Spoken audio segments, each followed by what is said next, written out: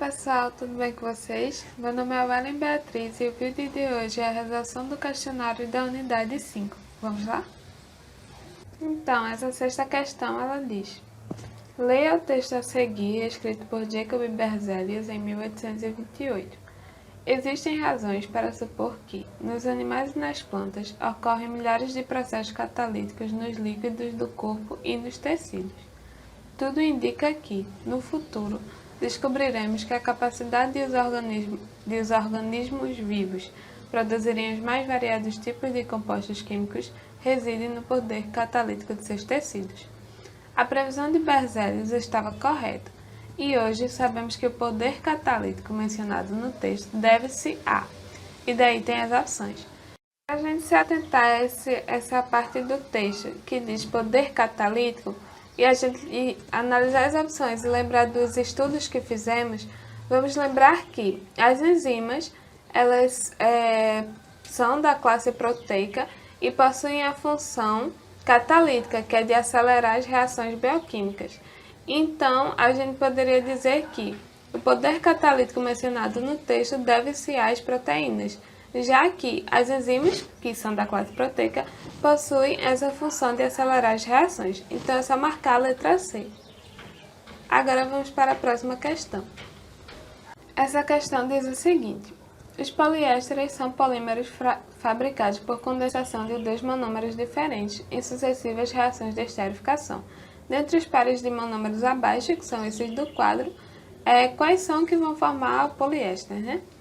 Bom, se eu grifar aqui em sucessivas reações de esterificação e a gente pegar só essa parte de esterificação, vamos primeiro entender o que é esse processo de esterificação que ele fala.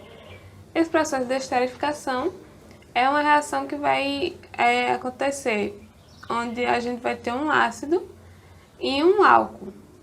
E o OH do ácido, da carboxila do ácido, vai se juntar com o hidrogênio da hidroxila do álcool, vai se juntar e vai sair como água. E o que sobrou o que sobrou do ácido e o que sobrou do álcool vai se juntar formando um éter. Então, o processo de esterificação ocorre entre um ácido e um álcool, e o produto deles, dessa reação, vai ser um éster e uma molécula pequena, nesse caso a água. Ainda nessa frase que eu grifei, ele diz em sucessivas reações. Sucessivo é aquilo que se repete, então se são sucessivas reações de esterificação, são essas reações de esterificação que vão continuar, vão ir o tempo todo, acontecendo o tempo todo.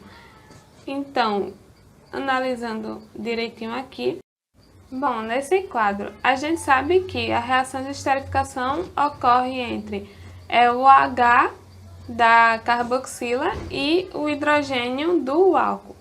Então, esse OH aqui da carboxila vai se juntar com o hidrogênio do álcool e vai sair formando uma molécula de água, e o que sobrou vai se juntar.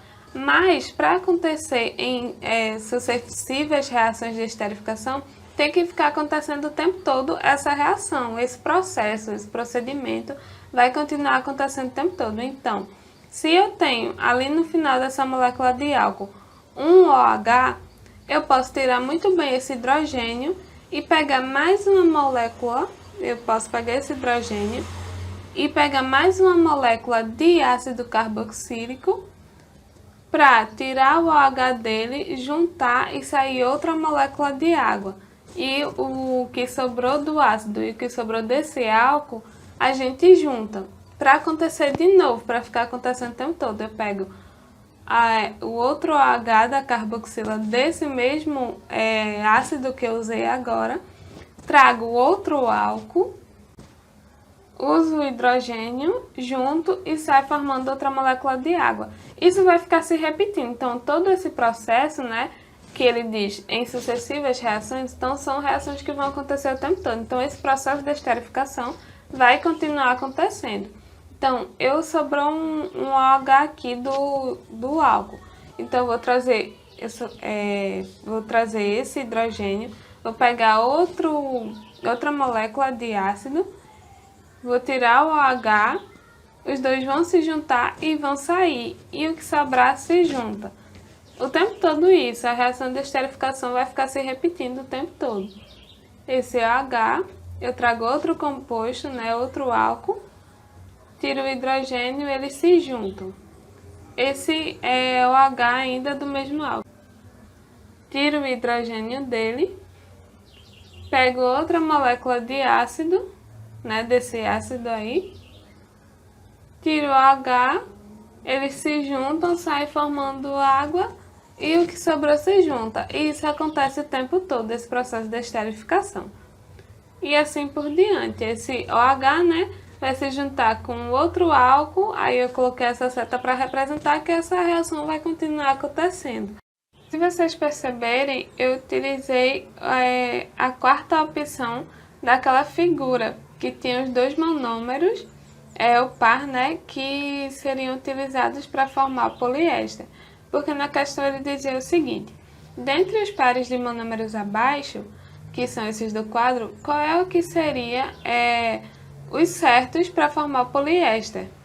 Então, eu utilizei a quarta opção, o ácido e o álcool da quarta opção, né?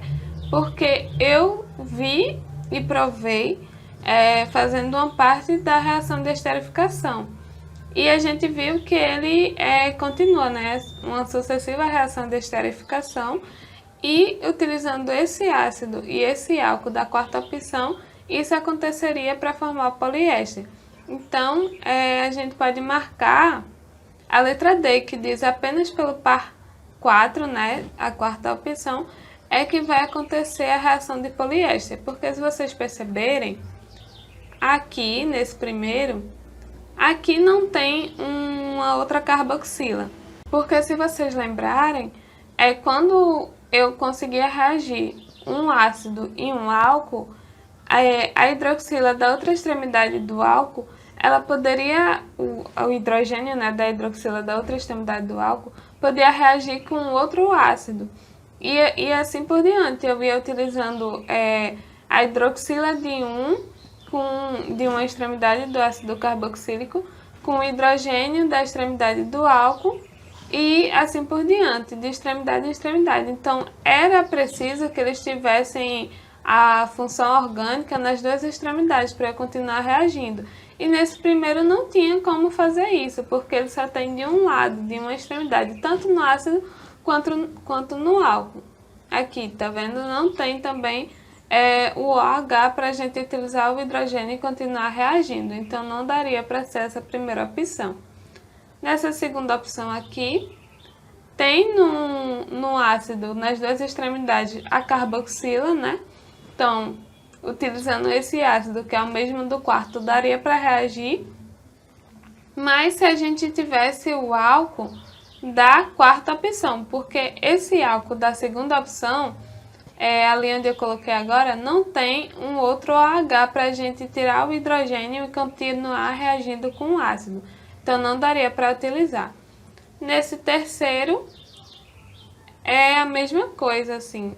Aqui não tem a outra carboxila, então não daria para continuar reagindo. Já o álcool, ele tem nas duas extremidades o OH, mas não daria para reagir com esse ácido, porque ele só tem de uma extremidade. Então, quando a gente reagisse essa primeira parte, eu não conseguiria pegar o OH da extremidade do álcool, da outra extremidade do álcool, tirar o hidrogênio e reagir com o ácido, porque ele não teria mais a carboxila. Então, foi por isso que eu utilizei apenas a quarta opção. Então, a gente já pode marcar, sabendo disso, a gente já pode marcar apenas pelo par 4, que seria os que iriam reagir, fazer esse processo de esterificação e resultar no poliéster. Agora vamos para outra questão. Ele diz: os plásticos constituem uma classe de materiais que confere conforto ao homem. Sob o ponto de vista químico, os plásticos e suas unidades constituintes são, respectivamente, e daí tem as opções. Bom, isso daqui vem do conhecimento que a gente tem sobre esse composto que ele está falando. Primeira pergunta, né? Ele diz os plásticos e suas unidades constituintes. Primeiro, o que é esse plástico que ele está citando na questão? Esses plásticos que ele diz na questão são compostos orgânicos poliméricos sintéticos. Sintéticos é que são produzidos pelo homem. Se eu disse polimérico, quer dizer que é um polímero. Então a gente já poderia ficar de olho na opção A e na D, que tem como opção, como resposta polímero. Mas ele também quer saber quem são as unidades constituintes do plástico, desse polímero. E a gente sabe que o polímero ele é formado por unidades menores chamadas de monômeros. Então a opção que a gente marcaria, dito isso, a gente poderia marcar a letra A, polímeros e monômeros.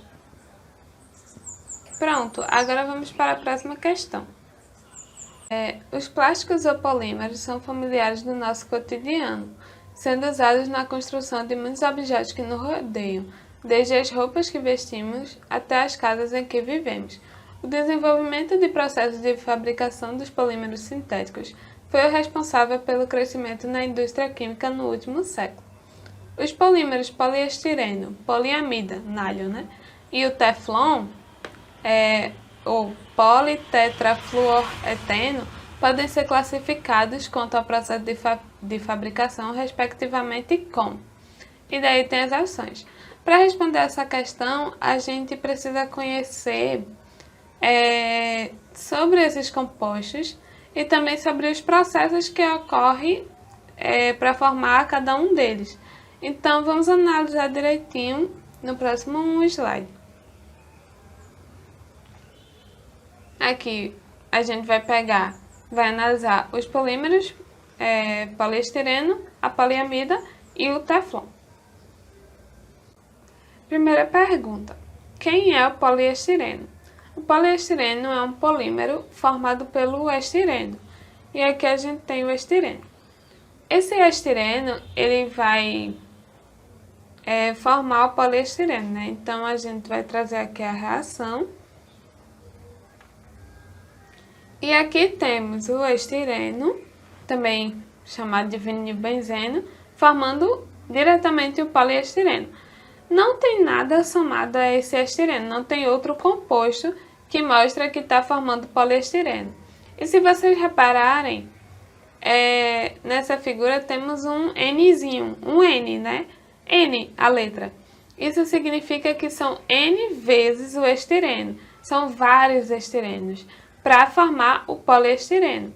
Então, a gente vai ter uma polimerização de adição, que é aquela que tem o monômero várias vezes, o monômero mais o mesmo monômero, vários monômeros do mesmo composto, para formar o poliestireno, nesse caso. Então, isso é conhecido como uma reação de adição. Agora, para formar a poliamida, é também conhecida como nylon ou nylon 66. Aqui a gente traz a reação, completa aqui. E se a gente analisar por parte, aqui temos um composto, que é o ácido adípico, também conhecido como ácido hexanodioico. Temos esse ácido somado com outro composto, que é esse daí, que é o hexanodiamina. Ou seja, é um composto mais outro composto. Eles vão reagir e vão formar o nylon 66, que é a poliamida, se vocês repararem direito nessa reação, temos um composto, um monômero, mais outro monômero, formando o polímero, mais uma água. Se vocês lembrarem direitinho, isso é uma polimerização de condensação, onde temos dois monômeros diferentes que vão resultar em um polímero mais uma molécula pequena, uma molécula simples, que nesse caso é a água. Então a gente pode concluir que nessa reação para formar a poliamida acontece uma polimerização de condensação. Agora trazendo a reação para formar o teflon. Aqui a gente tem o tetrafluoreteno, né? Que é esse composto que vai formar o politetrafluoreteno, que é o Teflon. Então, a gente vai ter esse composto e vai trazer aqui a reação. Então, a gente tem ele, né, o tetrafluoreteno, e da mesma forma, N vezes. Então, N vezes esse mesmo monômero, somado com ele mesmo, ou seja, vários dele, é que vai formar o politetrafluoreteno, que é o Teflon. Então, acontece a mesma polimerização que acontece para formar o poliestireno. São polimerizações de adição, onde não vai ter outro monômero diferente, vai ser sempre o mesmo monômero se reagindo entre si e formando um polímero. Então, voltando para a questão e relembrando o que eu acabei de dizer, para formar poliestireno a gente tem uma polimerização de adição, para formar poliamida a gente tem uma polimerização de condensação e para formar o Teflon temos uma polimerização de adição também. Seguindo isso que eu disse, nessa mesma sequência, a gente vai marcar aqui a opção. A opção que segue o que eu disse, adição, condensação e adição. Então, é só marcar. Agora, vamos para a última questão. Essa questão, ela precisa ser respondida à medida que a gente vai lendo o texto. Então, que é para preencher as lacunas. Então, a gente vai lendo, preenchendo e depois marca as opções.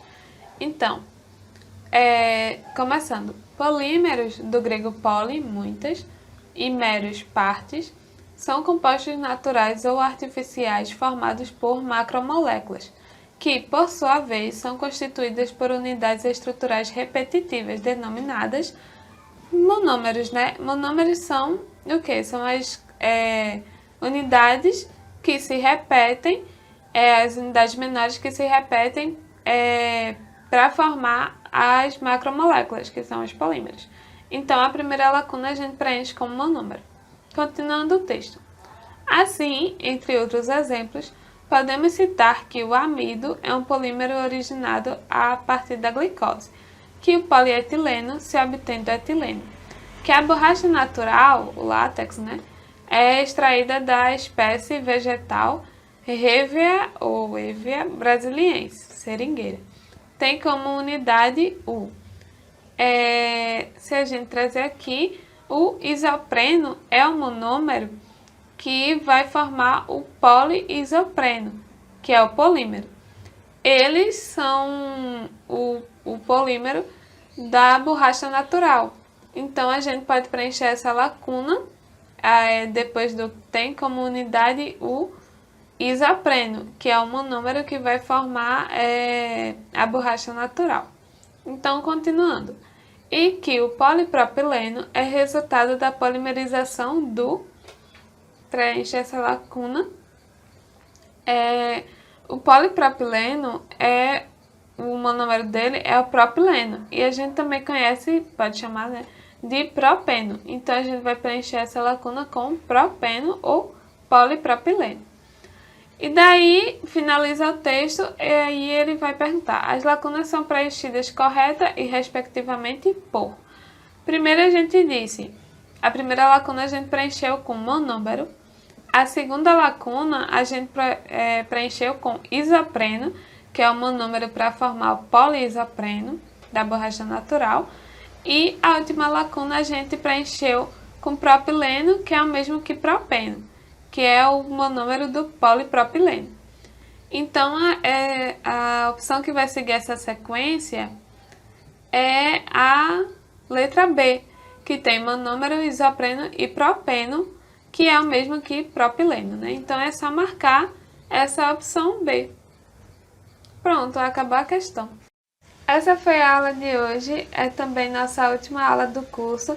Então, espero que vocês tenham entendido, não só essa, mas também todas as outras aulas. E desejo que vocês continuem estudando, né? Claro, respeitando os limites físicos e mentais. E não parem de se dedicar.